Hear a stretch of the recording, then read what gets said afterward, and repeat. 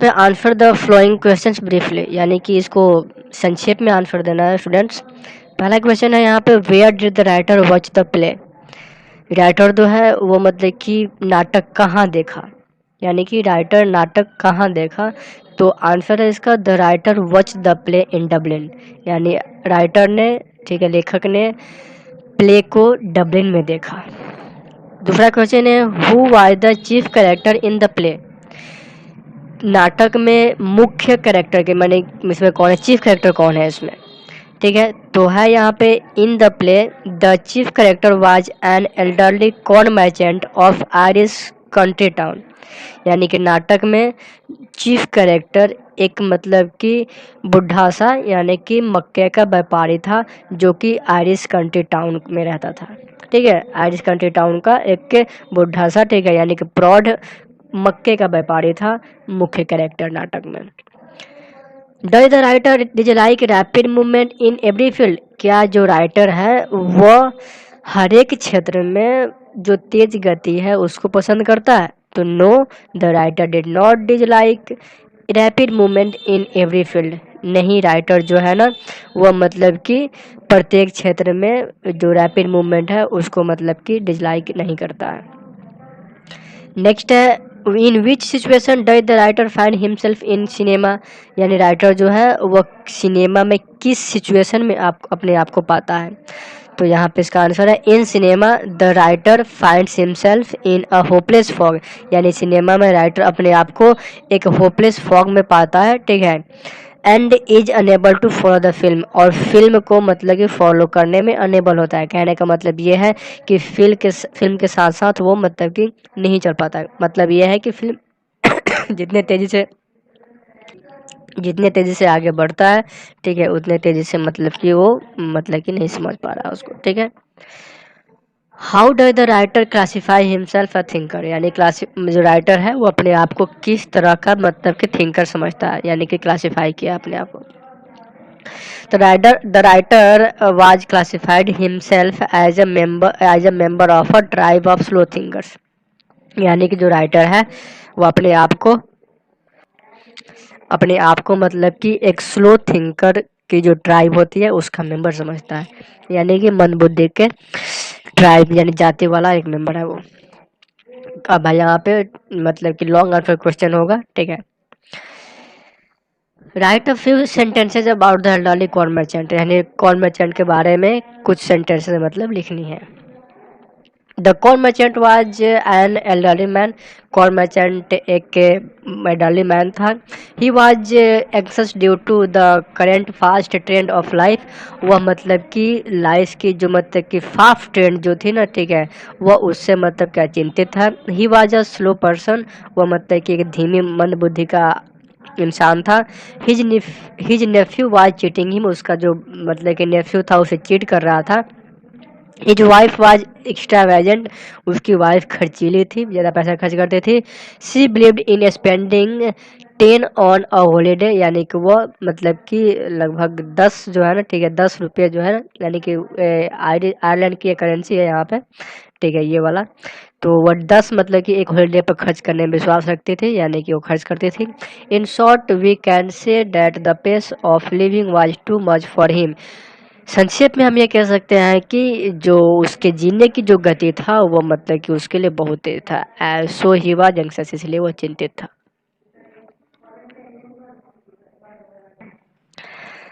Second है, they tell me there is an aeroplane now that goes at 1000 miles an hour, now that's too fast, what light does the remark of the corn merchant throw on the fast life today, यानी question ये है कि लोग कहते हैं कि एक aeroplane है जो कि अब मतलब कि 1000 माइल जा रही है घंटे में। अब ये जो है ना कि बहुत मतलब फास्ट है। तो मतलब कि what light does the remark of the corn throw on the fast life today, यानी कि आज के मतलब कि जो फास्ट लाइफ है उस पर मतलब कि जो राइटर है वो कौन सा रिमार्क मतलब डालना चाहता है। तो यहाँ पे है, the statement lights that the pace of living has become so fast today that the grown up people and who is slow thinker are unable to confront with it, यानी कि ये स्टेटमेंट है ना, वह मतलब ये प्रकाश डालता है कि जो लाइफ की जो गति है वो मतलब कि इतनी तेज हो गई है कि जो मतलब कि अभी के जो लोग हैं, ग्रोन अप बढ़े हुए लोग हैं, एंड वो जो मतलब स्लो थिंकर है, वे दोनों जो है ना इसको मतलब कि सामना करने में, ठीक है, अनेबल है। ठीक है। It is the life of machines, अभी जो है ना मतलब कि मशीनों की मतलब कि लाइफ हो गई है today, to which grown up person can not stride, मतलब जिसको मतलब कि जो पर्सन है, ठीक है, वो इसको उसके साथ मतलब नहीं चल पा रहे हैं।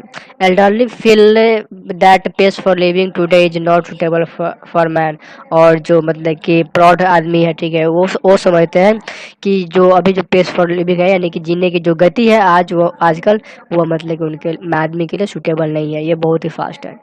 What sort of excitement do we have today which our ancestor lack, यानी कि अभी जो हमारे पास किस तरह की एक्साइटमेंट है जो कि मतलब कि हमारे एंसेस्टर के पास नहीं था ये।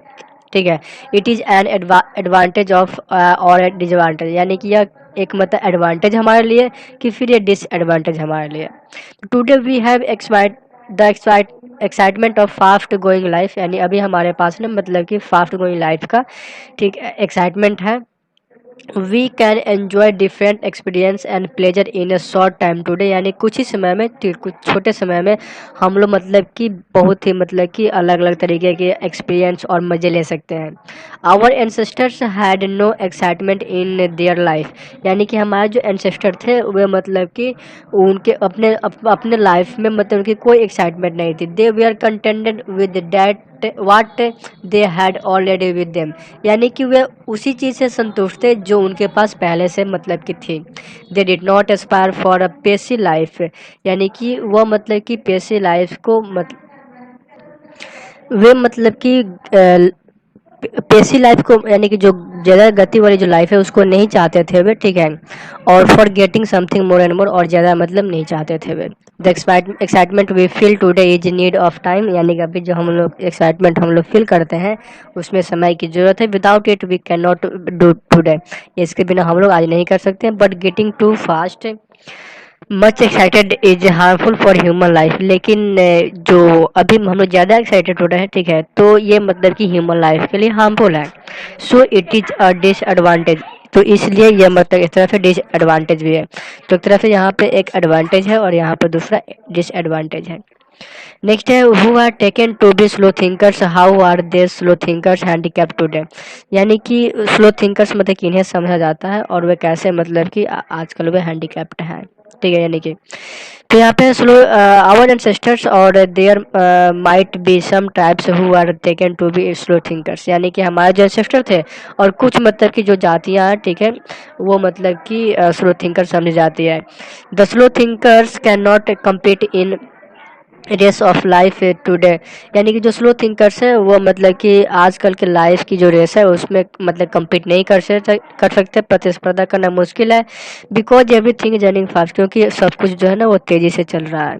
The slow thinkers can not get they are living in today life, और जो स्लो थिंकर्स हैं वे आज के लाइफ में वे अपनी, ठीक है, लिविंग को भी प्राप्त नहीं कर सकते, यानी कि जो मतलब रोजी रोटी है। The slow thinkers are guaranteed to get the lowest marks in any intelligent test, यानी कि जो स्लो थिंकर्स है वो मतलब कि निश्चित रूप से उनको सबसे कम मार्क्स मतलब आएगा। ठीक है।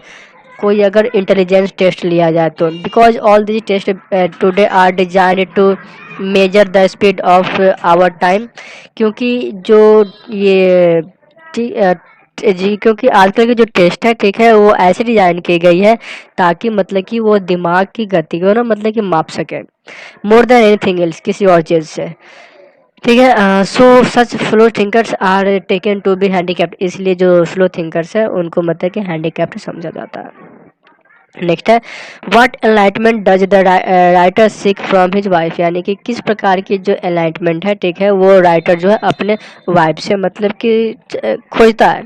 What does it suggest about the plight of the modern man, तो आधुनिक आदमी की किस दुर्दशा के बारे में यह सजेस्ट करता है।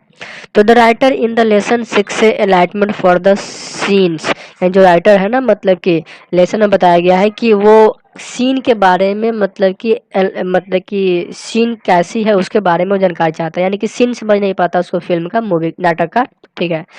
And characters in the film, और जो मतलब कैरेक्टर्स है फिल्म में उसको नहीं समझ पाता है। What is he is watching with his wife, जो अपने मतलब की वाइफ के साथ वो देख रहा है। He is unable to follow the film, वो मतलब कि फिल्म को फॉलो करने में अनेबल होता है। So he seeks enlightenment for her, from her, इसलिए वो उससे वो मतलब की जानकारी चाहता है। सच अ मैन, मतलब कि एक ऐसा आदमी, एज द राइटर इज, एक मतलब जैसा राइटर है, today is consider to be handicapped in the business of getting a living, तो जैसा मतलब कि राइटर है वैसा इंसान जो अभी मतलब कि उसको हैंडीकैप्ड समझा जाता है आजकल के मतलब कि दिनों में, ठीक है। उनको एक मतलब कि लिविंग पाने के लिए, कहना मतलब ये है कि रोजी रोटी उनको नहीं मिल पाती। ओके। और यहाँ पे लेसन का समरी है, यानी कि summarise the central idea of this essay, ये ऐसे है उसका मतलब यहाँ पे समरी लिख करके आपको दी गई है। अगर एग्जाम में ऐसा क्वेश्चन आता है तो आप इसको लिख सकते हैं, ऐसे मतलब क्वेश्चन आता भी है, ठीक है। Right the summary of this lesson चाहे कुछ करके आता है तो आप इसको लिख सकते हैं।